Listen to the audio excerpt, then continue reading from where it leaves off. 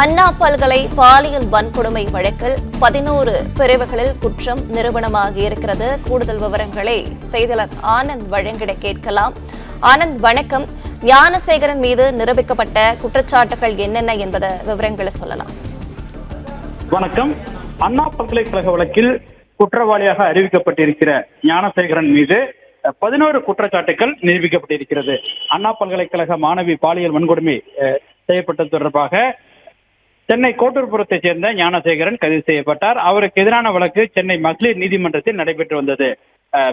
கடந்த டிசம்பர் மாதம் கைது செய்யப்பட்ட அவர் பின்னர் இவருக்கு எதிராக பிப்ரவரி மாதத்தில் குற்றப்பத்திரிகை தாக்கல் செய்யப்பட்டது. மார்ச் மாதத்தில் குற்றச்சாட்டு பதிவு மேற்கொள்ளப்பட்டு வழக்கினுடைய சாட்சி விசாரணை ஏப்ரல் மாதம் தொடங்கியது. ஏப்ரல் மாதம் தொடங்கிய சாட்சி விசாரணை 1 மாத காலத்திற்குள் அனைத்து சாட்சிகளும் விசாரிக்க முடிக்கப்பட்டது. இதில் 29 சாட்சிகள் அரசு தரப்பில் விசாரிக்கப்பட்டு 75 சான்று ஆவணங்கள் மற்றும் குற்றச்சாட்டுகளுக்கு நிரூபிக்கும் வகையிலான ஆவணங்களை அரசு தரப்பில் தாக்கல் செய்யப்பட்டு விசாரிக்கப்பட்டது. இந்த அனைத்து ஆவணங்களும் அதே போன்று குற்றச்சாட்டுகளும் நிரூபிக்கப்பட்டதாக காவல்துறை தரப்பில் அளிக்கப்பட்ட அந்த பதிலை ஏற்றுக்கொண்டு நீதிமன்றம் அறிவித்திருக்கிறது. அதன் அடிப்படையில் பிஎன்எஸ் சட்டப்பிரிவு 329 படி அவர் குற்றவாளி எனவும், அதே போன்று பிஎன்எஸ் சட்டம் 329 என்பது மாணவிகளிடம் விருப்பத்திற்கு மாறாக அத்துமீறி நடந்துள்ளது என்ற குற்றச்சாட்டு நிரூபிக்கப்பட்டிருப்பதாகவும், அதே போன்று பிஎன்எஸ் சட்டம் 126 உட்பிரிவு 2 மாணவியை செல்ல விடாமல் சட்டவிரோதமாக தடுத்து நிறுத்தியது குற்றச்சாட்டு நிரூபிக்கப்பட்டிருப்பதாகவும் தெரிவிக்கப்பட்டிருக்கிறது. மேலும் 87 மாணவியை வலுக்கட்டாயமாக கடத்தி ஆசைக்கு இணங்க வைத்தல் சட்டப்பிரிவும் நிரூபிக்கப்பட்டிருக்கிறது. அதே போன்று பிஎன்எஸ் சட்டப்பிரிவு 127 உட்பிரிவு 2 என்பது மாணவியை உடலில் காயத்தை ஏற்படுத்தல் சட்டப்பிரிவு ஞானசேகரனுக்கு எதிராக நிரூபிக்கப்பட்டிருப்பதாகவும், இந்த குற்றச்சாட்டில் அவர் சந்தேகத்திற்கிடமின்றி குற்றவாளி என நிரூபிக்கப்பட்டிருப்பதாகவும் நீதிபதி தன்னுடைய தீர்ப்பில் தெரிவித்திருக்கிறார். மேலும் அதே போன்று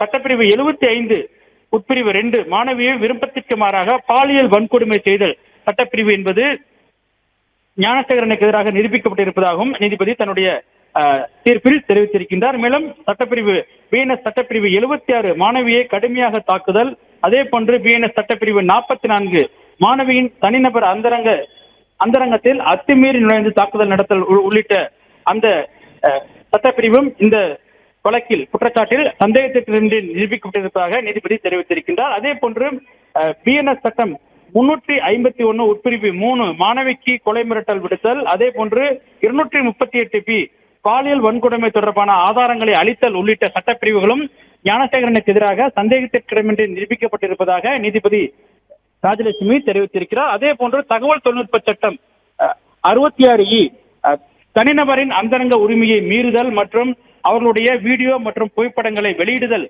இணையதளங்களில் அல்லது மின்னணு சாதனங்களை வெளியிடுதல் உள்ளிட்ட சட்டப்பிரிவு ஞானசேகரனுக்கு எதிராக நிரூபிக்கப்பட்டிருப்பதாகவும், தமிழ்நாடு பெண்களுக்கு எதிரான வன்கொடுமை தடுப்பு சட்டம் பிரிவு 4 கீழ் ஞானசேகரனுக்கு எதிராக கூறப்பட்ட குற்றச்சாட்டுகள் சந்தேகத்திற்கிடமின்றி நிரூபிக்கப்பட்டிருப்பதாகவும் நீதிபதி ராஜலட்சுமி தெரிவித்திருக்கின்றார். இந்த 11 குற்றச்சாட்டுகளும் அரசு தரப்பில் கூறப்பட்ட இந்த 11 குற்றச்சாட்டுகளும் சந்தேகத்திற்கிடமின்றி நிரூபிக்கப்பட்டிருப்பதால் ஞானசேகரன் குற்றவாளி என நீதிபதி அறிவித்திருக்கிறார். அவருக்கான தண்டனை விவரங்களை மட்டும் ஜூன் 2ஆம் தேதி அறிவிப்பதாக நீதிபதி தெரிவித்திருக்கின்றார்.